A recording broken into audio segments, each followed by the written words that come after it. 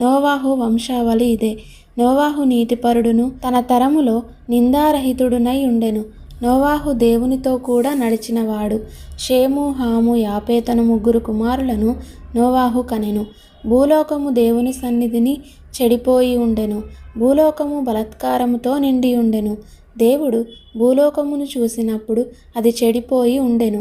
భూమి మీద సమస్త శరీరులు తమ మార్గమును చెరిపివేసుకొని ఉండిరి. దేవుడు నోవాహుతో, సమస్త శరీరుల మూలముగా భూమి బలాత్కారముతో నిండి ఉన్నది గనుక నా సన్నిధిని వారి అంతము వచ్చియున్నది.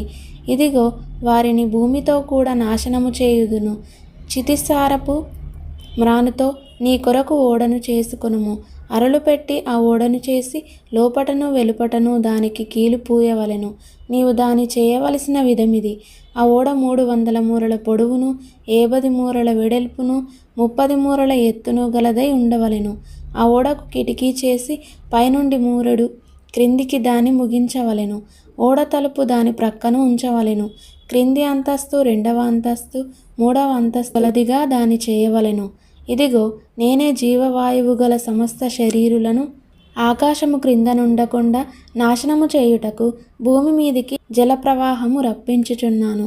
లోకమందున్న సమస్తమును చనిపోవును.